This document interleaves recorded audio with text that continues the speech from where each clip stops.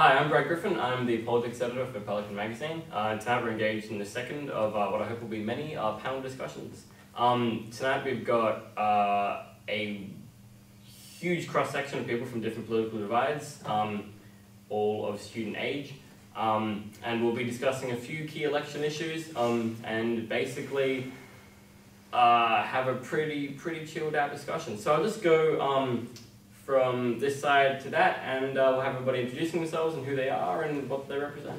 So if you'd like to begin. Hi, I'm Hayden, one of the editors of Pelican. I'll probably be either voting Greens or Labor this election, depending on whether I can decipher preference deals. My name's Emma Norton. I'm a member of Socialist Alternative. I'm all about putting the Liberals last and taking revenge for the last few years of austerity and neoliberalism that we've seen in Australia. But as to Labor and the Greens, it's sort of much of a muchness. I'm Mike Anderson, and I'll be voting Labor this year. I'm Wade McKay. I'm a former editor of Pelican. I'll be voting Labor in the lower house and Greens in the upper. Hi, I'm Sophie Howard. I'm a second-year student here, and I don't really have a political party at all. I'm kind of just a classic swing voter who hasn't voted yet. My name is Aidan Defianzi. I'm the president of the Western Australian Young Liberals. I'm Philip Gabriel. I'm undecided, but I swing more to the Liberal side. Alright, wicked. So thank you so much all for being here. We're going to have a lot of fun tonight. So I'd like to start off basically by asking, what is the election issue that you believe to be the most important personally?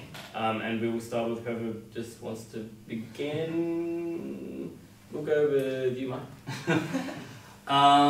Well, what is the most important? You've got 100. Yeah. So which one of those 100 positive policies? You have a lot to choose from. I'm drawing a blank. Okay. Anyone want to go before me? Emma, do you want to go?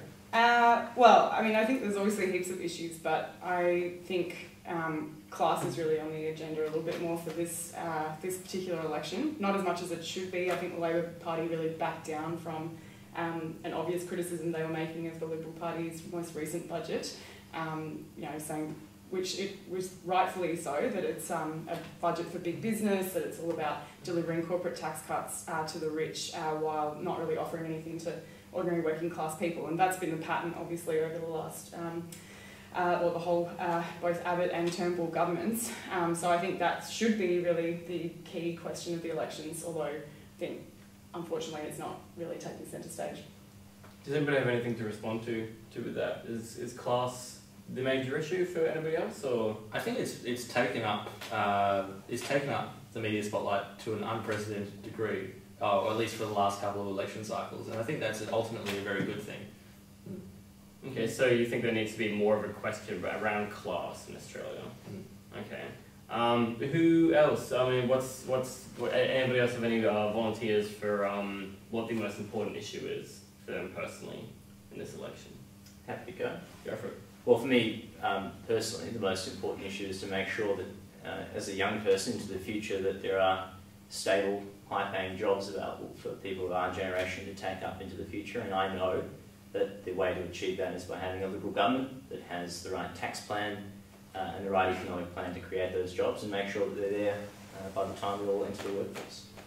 I think I have like a really niche key issue for myself is obviously like fee deregulation and also like wages for just kind of like the minimum wage and the way it's set and the way the benefits are set. That's not a niche issue at all. I think that is fee deregulation more of an issue because it's not as broad as the economy or as like class. Yeah. I think fee deregulation is less of an issue now because the Labor Party has backed down quite significantly from their original position, which was to say, we're totally against $100,000 degrees. They were really going to run with higher education as the election issue, or it seemed like they could. And now they've recently said, actually, we would back $3.8 billion worth of cuts to higher education. We would decrease the threshold for the HECS debt repayments and a whole bunch of things that would really hurt students. So I think that's unfortunately, sort of put higher education off to one side, even though there were really inspiring protests for the last few years and under Labor as well against fee deregulation.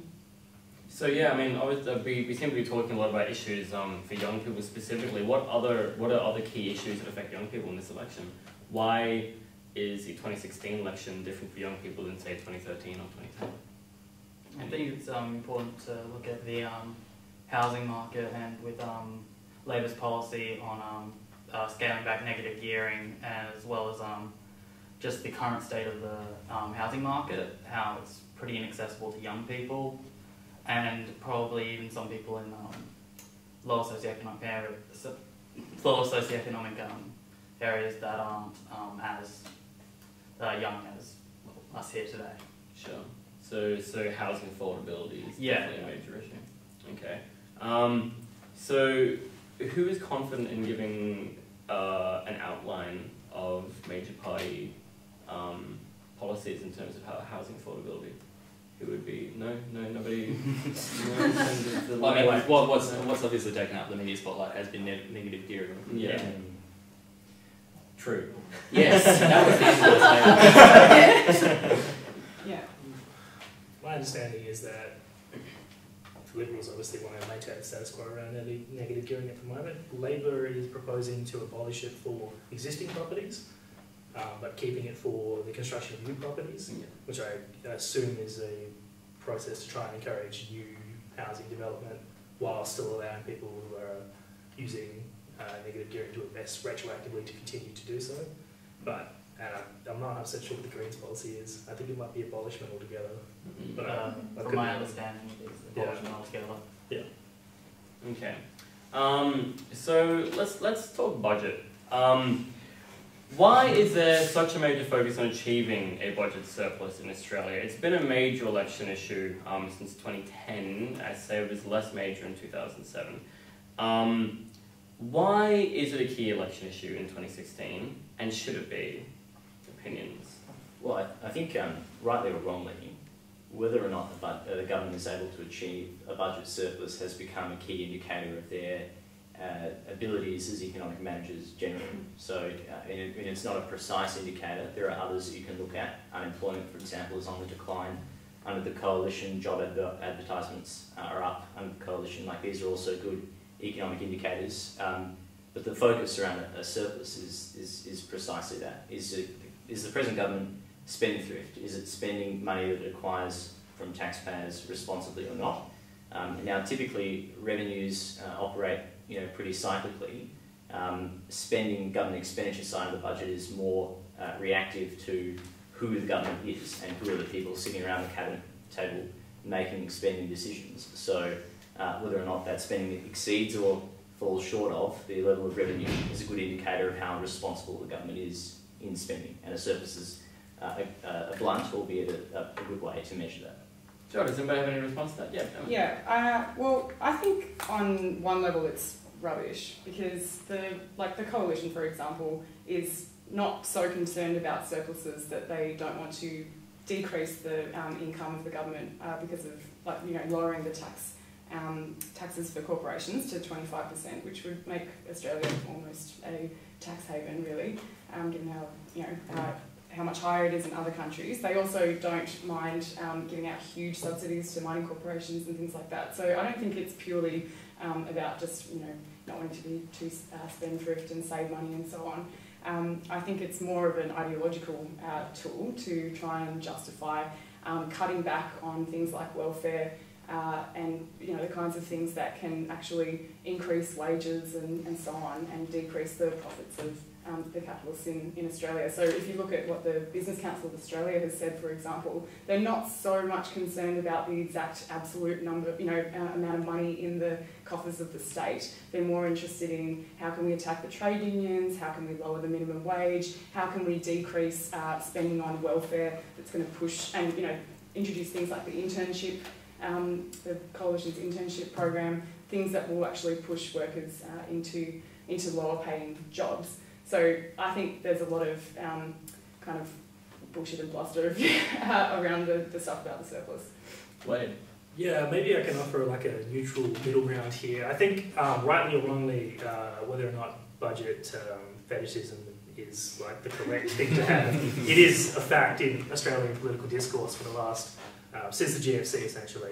And you can see that reflected in Labor's policies of, they released their costings on Sunday, it will be a larger deficit, but they'll return to surplus at the same time as the coalition, according to their figures. I'm not here to judge which side's right or wrong, but you can see that within those, even though Labor obviously has a very different set of policies and priorities around health spending and education to, say, the Liberal business tax cut, it's two different ways of stimulating the economy from those respective camps. Both have committed to this return to surplus or the end of the deficit, which shows that it is an issue that cuts through to the large majority of voters across the country, and it is something that Labor feels they have to respond to and show that they're serious on economic management, because it has been an effective tool in delegitimising their kind of approach to government. Which is really the issue. Oh, sorry. No, you go. Okay, I think one of the issues with the concept of the budget surplus is that voters don't really understand what it means. So it's not really a hard concept to grasp, but if you just have both parties saying, oh, well, you know, Labor can't deliver a budget surplus, and, you know, obviously the alternative argument going back and forth. But if you don't really understand the significance of that in the economy, it's very hard to make like a good judgment, especially when economic performance is such a major factor in elections. I don't know, for me it's really interesting because the way that the West Australian economy is kind of structured is that I think it's okay not to have like a full surplus, regardless of how well we manage our economy. The huge amount of investment coming from overseas means that we'll probably run a deficit, and that should balance out with the other states to kind of make, you know, a surplus, but it doesn't. And I think a lack of understanding is what is the issue here. Can I just jump in? Yeah. One final comment on the budget and then we'll move on. Yeah, sure. So, I mean, from a raw economics perspective, there's nothing good or bad about a surplus or a deficit. If you compare it to like a private sector environment, then of course it makes sense for companies to borrow, to spend, and then pay it back in the future. The difference when governments do it perpetually and when changes in government spending trigger structural deficits, so not deficits caused by a periodic downturn in mining revenue, for example, but a structural deficit triggered by excessive spending, is that somebody has to pay off at the end of the day. And so when you run deficits year after year, as Labor did when Rudd and Gillard and then Rudd again were in power, all it does is add to the size of the debt. And now, as a result, we pay millions and millions of dollars every year, $1 billion a year or thereabouts, in interest on that sovereign debt. So year to year, you might be able to justify why this time we might run a deficit. But the point is, you must pay it back at some point. And the only way that you can pay it back over time, or Labor's only suggestion for paying off debt over time, is to increase taxes and push up the cost of living and make it harder for people to find work and more expensive for people to invest. So that's why deficits are bad, structural deficits are bad in the long term, is because they accrue debt, and the debt has to be paid off by somebody. Excellent. Well, I'm sure we could talk about budget vagaries all night long, but we're not going to because we want to move straight along here. Real quick, Australian Republic, yay or nay, starting here. Non-issue, yay, I guess. Don't care. No, okay. I mean, it's not really an important issue for this election, but if you're asking for my opinion, then yeah. Okay. I'm nay, but more because I think Australia benefits a lot from the cost of changing would be very, very burdensome. And I don't buy the opinion of someone like a Paul Keating saying Asian nations don't take us seriously because we have a foreign monarch as the head of government. I mean, it's the 21st century. Everyone's more savvy than that, so I think it's a non-issue. Yeah, I would agree. It's not really an issue in this election, and probably won't be in the next 10, 15 years. Yeah, well, I'm a constitutional monarchist. I know it's not an issue because I know that most Australians don't care about it. And I'm yay for a republic, but not really driven. Fair enough. All right. What is your resounding apathy? Yes. I wouldn't say. I wouldn't say apathy. I just don't think it's an issue for this election. Fair enough. And I'll just go around again. I want your favourite moment of the election campaign so far, whether it be approval or disapproval. So what's your either highlight moment or the biggest sort of stuff up you've seen so far? We can start from this side so I can give you guys a bit of time to think about it because I keep hammering you over there. Please, can I go first? Okay. The best thing has to be the last 2 Liberal ads that came out. Yes, we like, do need to obviously fake tradie is hilarious, but I think there's something to And a be real said. There's something to be said for Malcolm Turnbull's really soppy 4-minute long ad about how much him and his daddy loved each other. That was pretty pathetic. Look, I'm a real person. He actually at one point said that him and his hotel broker father, really struggled when they were younger and stuff, and he kicked some goals when he became a multi-millionaire. So it's obviously desperately trying to appeal to normal people and say, look, Malcolm Turnbull's a real person too, but it falls pretty flat when you watch the whole thing. Alright, fair enough. Phil? I think it was a Greens representative that was interviewed in Perth, and she started off by saying it's pretty cold here in Cairns when she was in Perth. So I think just that jet lag. Yeah. I think that's just more. I have pity for them more than anything else. Having flies. I just found that pretty funny. Yeah. Well, I won't pick up on him as scathing cynicism. I won't attack Bill Shorten ad hominem. I'll go after his interview with Lee Sales last week, where she absolutely ripped him to shreds about this Medicare scare campaign nonsense. She said to Bill, can you put your hand on your heart, look down the camera and tell the Australian people that Malcolm Turnbull is going to privatise Medicare? And he could not, because it's all BS. Yeah, Lee Sales, can we just say? She's the worst. She's like one of the most right-wing journalists. She attacks Labor constantly from the right. It's disgraceful. Quite enjoy Lee Sales, but okay. I think I had 2 moments. One, where's Lucy? When Malcolm just kind of spontaneously lost his wife. I thought that was quite amusing. But then also when the video of the chaser with Bill Short, when he was chased by the jogger, and they were trying to get him to list 100 positive policies, and he got 13 and repeated like 4 or 5. I thought that was pretty good. Bob Catter. Oh yeah. Possibly the most tone-deaf political act in Australian history. It was just incredible. And the most genuinely threatening. And his follow-up, obviously, the events of Orlando, it's not necessarily that funny, but his follow-up justification that I'm not aware of world events because I don't watch the news. Yeah. This is a member of parliament. Just takes the cake for me. It's not so much a favourite moment or anything, but it's just kind of a look at how the 2 major parties' campaigns have been starkly different. One has been more... It's felt like it's been less personal and on the ground in the Liberal camp, whereas the Labor camp has been very much on the ground, especially with the bill bust going all around Australia. And it's felt like it's been focused... The Liberal campaign's been focused a lot more on Malcolm rather than the Liberal Party and their actual policies, which kind of just reeks of narcissism in some aspects. Yeah, okay. He sometimes uses a separate logo, doesn't he? He does. In fact, if I believe everyone here would have received that application to post a vote from the Liberal Party, I believe on the letter that accompanies it, they don't actually mention the Liberal Party. The only closest thing they get is the Malcolm Turnbull Liberal team. Right. I didn't get that letter, so I can't get Okay, that. fair enough. My favourite moment was right at the start of the campaign where Matthias Cormann said that Bill Shorten's committed to jobs and growth, which I thought that was pretty good. I think he did something quite similar more recently. The Fans of Gold Mine. No longer an economic girly man? I don't know about that. So I think we'll get pretty close to wrapping things up now. Does anybody have any sort of final thoughts, comments, concerns, anything they'd just like to get off their chests about this wonderful, wonderful 6-week election campaign we've had?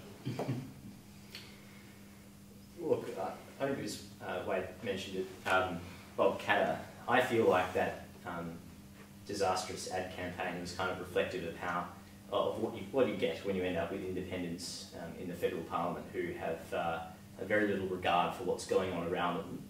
And very little understanding what's happening more broadly in the Australian society. So my closing remark would just be to tell everybody to vote Liberal, because you don't want to. You've got 2 options on July the 3rd. You can wake up to a Turnbull majority government or a Shorten minority government in alliance with Greens and Independents, and whether it's that ad or whether it's the Greens not knowing where they are, there's going to be chaos or stability, and I encourage. I believe Bill Shorten did rule out alliance with the Greens. I think they want to avoid a repeat of 2010. It's just a mathematical reality, though. When you work out the swing they require and the number of seats they have to win for a Labor majority government to eventuate, it's mathematically almost impossible.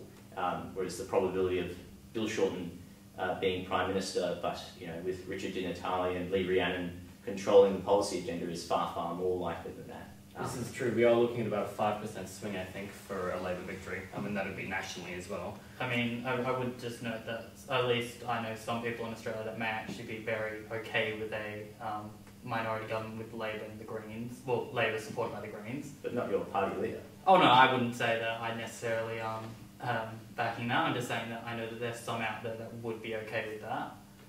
And so, generally, just with the whole campaign, I just want to note how different this campaign may be with the institution of the new Senate reforms and how this may actually affect what our Senate results are, especially with it being a double dissolution, having smaller quotas to have senators elected.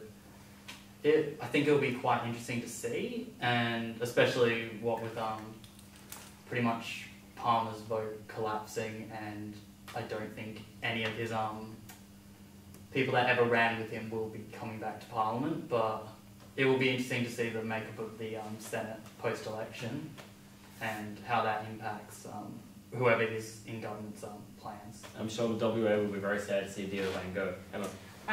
Well, just a general comment on the election. I think the tragedy of it and of the last few elections has been that there's just no real options for ordinary working class people in this country.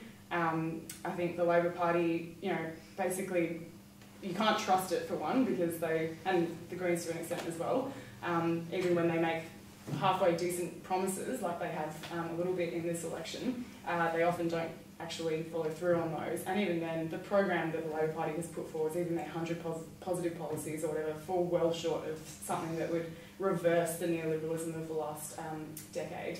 Having said that, so I think that's a tragedy. I think if you look at Corbyn in the UK, it shows, and a lot of developments in Europe as well, shows that ordinary people actually do respond to left-wing arguments and are looking for an alternative to the establishment politics and the talking heads that all seem exactly the same that we're generally offered. So I really wish the Labor Party would take a leaf out of Corbyn's book, but that's highly unlikely given how far to the right they have moved.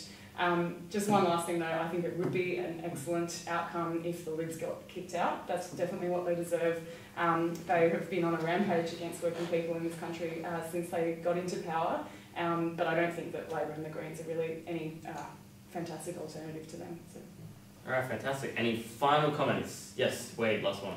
If I could put forward two things really quickly. Oh, no, okay, Wade and then you want to, yep, okay, 1 minute each. Alright, cool. You've broken my train of thought. No, I remember now. I think, first off, the reason why we're in a double dissolution was supposedly because the Senate was blocked by independents and crossbenchers. I do not think that we are necessarily going to get a clear majority in the Senate. Maybe, yeah, the Pops are gone, but Glenn Lazarus looks like he's going to win his seat. Jackie Lambie almost certainly will in Tasmania. Nick Xenophon is a force in South Australia. Like, there is entirely the possibility that we are going to get a Senate that is just as, dependent on crossbenchers as it was before this election. And the second point I'd like to make is politically, polling internationally this year has shown that it's very, very hard to predict the results of elections at the moment. There's a lot of turbulence in the air. And as we saw in Queensland, when Anastasia Palaszczuk's government won the government in that election, despite polling predicting that Cameron should be returned comfortably, you can't take anything for granted at the moment in Australian politics. So we're going to wake up to a result that I don't think any of us can say for certain on July 3rd. What I'm excited about for this election is the huge increase in the amount of young people voting, because I think that our vote is probably the most important, and us voting is what's going to affect the next 4 years when we're entering the workforce. Sort of building off what Sophie's saying, but our generation, I feel as though, is also one of the most undecided to do with voting. Like, as a first-time voter, all of like the propaganda that I'm getting thrown out from both sides has been very negative. It's been based off fear, and I think that's also reiterated with sort of when the Brexit happened, Bill Shorten and Malcolm Turnbull both coming out saying that, oh, we're better economic managers, sort of feeding off this fear to sort of guide Australia, trying to win over voters, not in a way that's positive or constructive, but based off the worst case scenario and how we're meant to be doing better. Yeah. Welcome to being a voting age, Phil. Yeah. Many years ahead. Alright, I'd like to thank all of our panelists for joining us here tonight. Thank you so much. I know we ran a little bit over time. Thank you for giving your time and your thoughts and your energy to us tonight. And thank you for watching. We hope that you enjoyed it. And we hope that you tune in next time for whatever that may be. Good night.